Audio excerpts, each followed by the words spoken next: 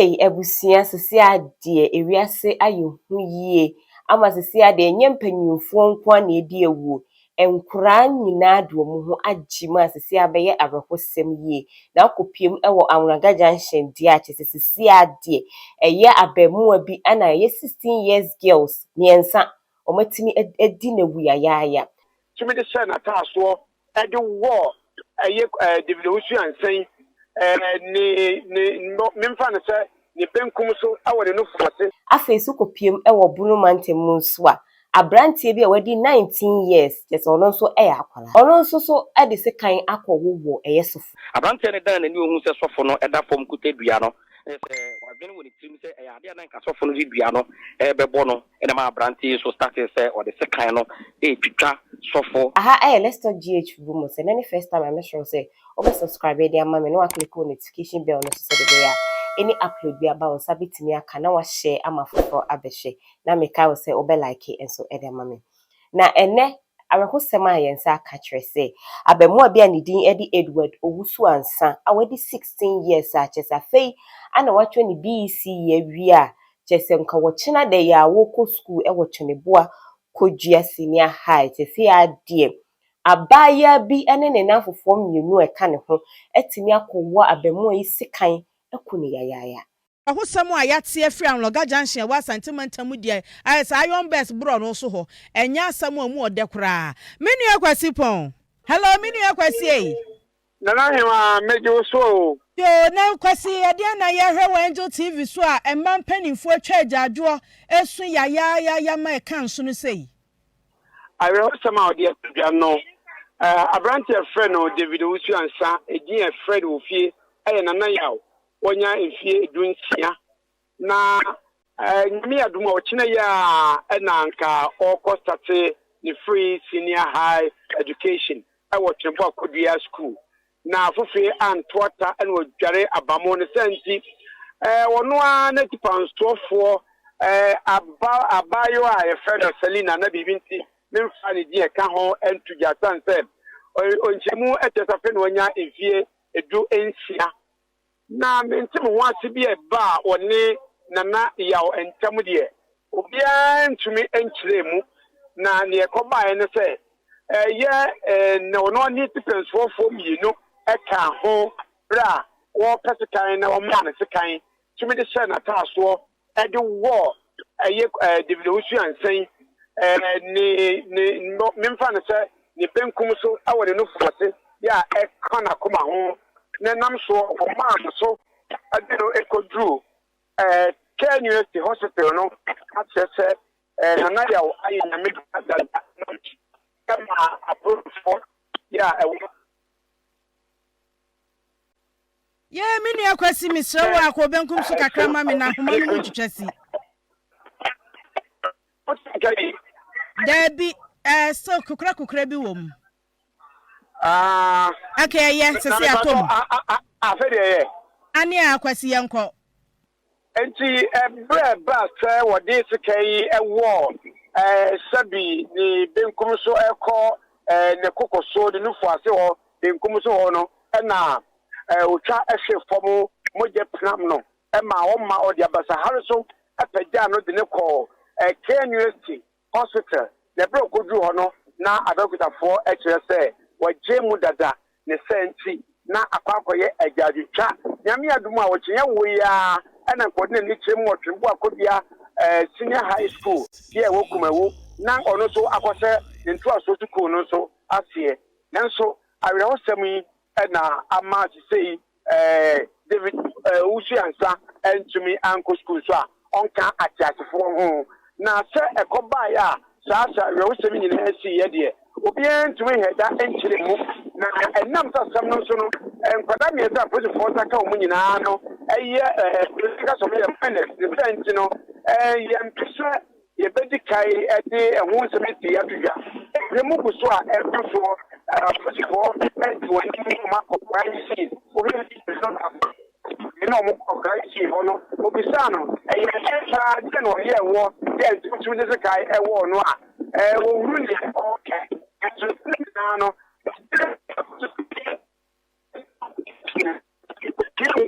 Mini akwasi pon ye di besia ahoma no animu ayen na sen yam say meme dance saa enti mini abema akwasi pon awrahosam a asi awa sentimental loga junction anase beka sa loga empotemu honom na ode abakwada afein watchro ne BC ye wi a wanya school yanka adechia 7th November no no kọ akwakoto na nwumasua so e wo senior high school na fofie antwata ne adue na bamo ama ene se kikirikiki eba ide na kofa ba yo we frati asifo asasi so ye nua memmen ewo Kumasi de besi bia ye de munsem ebeba atwe Eye abrahosem sisi ankola abawi asisi ade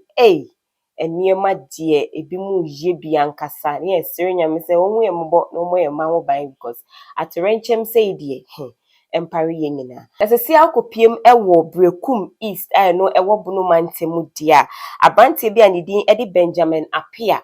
ana watumi atwe sekan akọ obi fie ye sofo bi fie a tisisi ade ode sekan na atwitwa sofo na sofo ne eti biem enye kura na be muan enti ya yensa aka twe se ye 19-year-old this oye student ewo eye drobu senior high school kire se onkonu baby akora wo ya akola ana watumi edi enyambra sem say na details of the story no eni Mejo so na atwe. school ni ba ni aka na semi But I say school ni I can say me Benjamin Apia our school ewo Drobu Senior High School ewo German South Dropo. Na ni nyina na say abrantie a friend of Benjamin Apia ekopie mu ewo osofo a friend of Obin Samson efie na odu fie ono twen sekan e de call na yere so ene ne mma na ono mo ewo fie na obisa se ono ye friend of tekoko so na omudu obi aba be fie ha ti o hwehwe sa nipa kro na omode na aba be hye ho no na eno na na yire ne nkyere se enya de omudu obi aba ba ye dai aba be fie ha na eno na brante se enya de obeti ase until se ma be na kyere no ba bi nipa kro na o hwehwe no ehye na eno na ma be na start se o teatea mu na obi aba ba gina na so obi aba boa na se be ya brante no mfa se kan no entwitwa ono ene ne ma na eno na ne kunu tie na ofa aba se o de bo ensa eye abrante no di kuta se kan no mu no na eno ena pa no nsu a na egu taas so pa eye sofo ma sofo bo fom abrante ne dan na ni ohun se sofo no eda fom kutedua no se wadwene woni trim se e ade na nka sofo no dua no bebo no ena ma abrante so start se o de sekan no twitwa sofo Obin Samson wo fom tu hwe ne nsa no a oto sekan na o de ne nsa na je oto sekan na o de ne nsa na je tu hwe ne nsa na ni ntini ni nyina no abrante no twitwa ni ntini ni nyina mu ti na hwe wo pie mu wo eye sofo kire anoden osofo no ba bi oda no anoden pa kire nyame ebam otwitwa de boso etwa de nsa ho ama ne ntini na edi moja ne ahoden no ma ne nsa no wanya ahoden no abrante ne sekan na twitwa mu enyina sabe dia poti for ensa aka no okopi mu quarter eye no a omo aremande no na kyerese ono Benjamin ya ye kana semi a Benjamin Apia ya watwitwa sofi nipa kro na osano no wadwane akwese sofo ni fie no school ni Benjamin no wasi nipa kro na ye ne dan went to be answer mu na atwe ni nyina na se ekopie mu quarter no na sa abrante no adwen no enhyeda ensisi so sa emmaye ibisa na se mu a na waka na foforo yebisa na kwa se ne papa a ogina ho fie burukyira aba no onimu no ose ne maame ne se oye ne papa no no de onimu se ye ne papa dudum sa adwen no ya to chima kakra erinti ena mpanyfo ehwese yemfa no kotwiri mu kakra na yemfa no mra on the 12 no ba na de wo ho bia na yahwe na de ese mpanyfo hwe ti ejeli no ti e manage na ho isa se ni age no 19 ti 19 bia na se obetimi adamu amana yeye na atwe anyway dear na Eric ubedi akire de amaye omodam Eric akwa no omodam why I know him. I know who's abodam. Sana meka say any comment bi a wo bia no obeja e wo comment section ho e de amma me se si ade teenagers no teen 17 18 19 fo no se si a omu je omu hu bi e wo wiase ankasa se ade ewudi sem ne nneoma basa ena ekọ so ewo wiase especially Ghana ha de bia obeda sorry obi akoko obi akoyese sisi a wiase ayihu ankasa ntie be stress be biara wo no obema obambo ho ehia wo na ye kai se aka just few weeks na ye to aba Ghana ya sumdwe man nti ye ma ya sumdwe no ehu ehia ye medi mani edi nsem nachi any update bi afiri ho a misade baba besom medin ede na na akua santoa makram